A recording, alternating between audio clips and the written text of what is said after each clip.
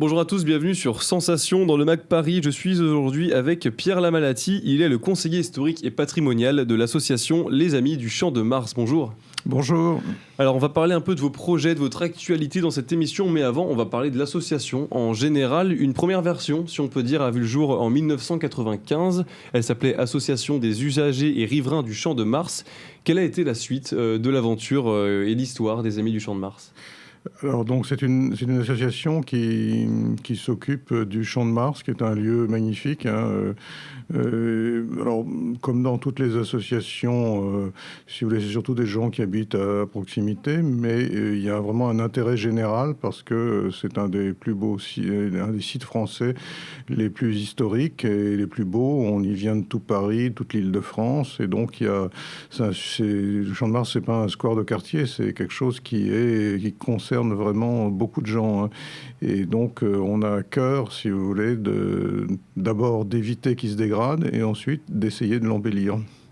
L'association joue notamment un rôle important au sein du comité créé par le Conseil de Paris en 2009 pour élaborer la charte des usagers du Champ de Mars. De quoi s'agit-il en ce qui concerne cette charte et qu'est-ce qu'il en est ?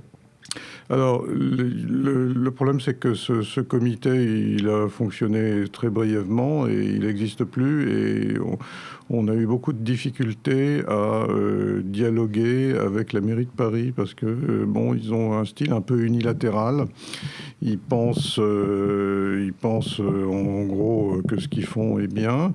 C'est parfois le cas d'ailleurs. Mais le dialogue avec les associations, le dialogue avec les gens, etc., c'est vraiment quelque chose qui doit irriguer la démocratie locale et qui permet de mieux se comprendre, qui permet de mieux comprendre les projets qui sont établis. Et donc, le dialogue, si vous voulez, c'est vraiment une dimension de la démocratie locale. Et là, je crois qu'il y a vraiment des progrès à faire, hein. Justement, c'est important d'avoir un bon contact avec les différents acteurs de la ville, comme les élus locaux, par exemple, la mairie de Paris, voire même les ministères concernés, comme le ministère de la Culture, de l'Intérieur, etc. Alors, c'est très important et il y a des fois où, quand ça se passe, ça produit vraiment des bons résultats. Par exemple, pour l'histoire du Grand Palais éphémère, qui était une grande construction qui impacte le Champ de Mars et qui mécontentait tout le monde. Mais une fois que ça a été décidé, il y a vraiment un vrai dialogue qui s'est instauré pour essayer de faire que ça se passe le mieux possible. Et ce dialogue a permis à tout le monde de se comprendre, d'améliorer des choses, de connaître des informations, des ressentis des uns et des autres. Et si vous voulez, je pense que la culture du dialogue, c'est vraiment une composante de la démocratie locale et il faut tout faire pour que chacun le comprenne, si vous voulez. C'est très enrichissant et quand il n'y a pas de dialogue, souvent on va vers des projets qui ne marchent pas, qui sont contestés, qui sont mal compris, des informations qui manquent, si vous voulez. Là, j'enfonce des portes ouvertes, mais malheureusement, c'est pas la réalité dans laquelle on vit, si vous voulez. L'idée d'une démocratie locale avec un vrai dialogue avec les associations, c'est quelque chose qui souvent est manquant et c'est tout à fait dommage. Et quand ça se produit, c'est un bénéfice pour tout le monde. L'objectif des Amis du Champ de Mars, c'est la protection et la sauvegarde de ce site au quotidien. Et pour ça, vous avez un livre blanc, une espèce de feuille de route pour vos différentes actions. De quoi il s'agit plus précisément ? Alors, si vous voulez, l'idée, c'est qu'un jardin, ça a diverses fonctions. Il y a une fonction d'aération, de promenade, de rafraîchissement du milieu urbain. Il y a une fonction patrimoniale. C'est beau quand on se promène, donc ça fait plaisir. Une fonction historique, il y a une fonction de circulation. Vous voyez, il y a tout un ensemble de fonctions qui constituent un jardin. Et ça, c'est très important de le comprendre, parce qu'un jardin, c'est pas que un espace bourré de végétation ou que un lieu pour la circulation traversée par des voitures, par exemple. C'est un endroit où se croisent des fonctions différentes. Et ça, il faut bien les comprendre. Et donc, l'objet de l'association des Champs de Mars, c'est que tous les aspects soient bien pris en compte et qu'on trouve le meilleur compromis. Vous voyez, un aspect végétal, écologique, patrimonial, d'agrément des gens, de mixité des circulations. Vous voyez, tous ces objectifs forment un ensemble complexe et il faut le comprendre intelligemment. Et ce qu'il faut voir, c'est que quand le Champ de Mars a été créé sur les décombres de l'exposition universelle de 1900, il y a eu presque 5 années de dialogue entre les élus locaux, les architectes, et ils ont fait quelque chose qui n'a l'air de rien, parce qu'on passe dedans, c'est une habitude, mais qui est très intelligemment conçu, vous voyez. Et donc ça, avant de faire quoi que ce soit, il faut déjà le comprendre. Le Champ de Mars est un jardin ouvert, il n'y a pas de grille. C'est une exception, on s'en rend pas compte, on y va, c'est naturel. Beaucoup de Parisiens, en été, ont l'habitude d'aller sur les pelouses au pied de la Tour Eiffel.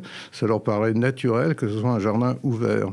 En fait, c'est pas naturel du tout, c'est même très audacieux, parce que la plupart des jardins sont fermés par des grilles. Pourquoi ? Parce que être dans un jardin, c'est être tranquille, c'est être en sécurité. Et donc la sécurité, habituellement, c'est les grilles, des horaires des gardiens. Et il n'y a pas ça au Champ de Mars. Pourquoi ? Parce que ça a été très intelligemment conçu au départ par un système de rues traversantes.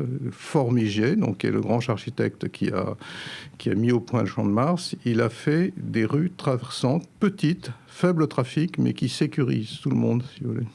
Alors, l'association, c'est important de le préciser, elle a un plan de protection patrimoniale du site du Champ de Mars et de la Tour Eiffel, du coup, donc ça comprend le Trocadéro, le plan de l'Iéna, etc.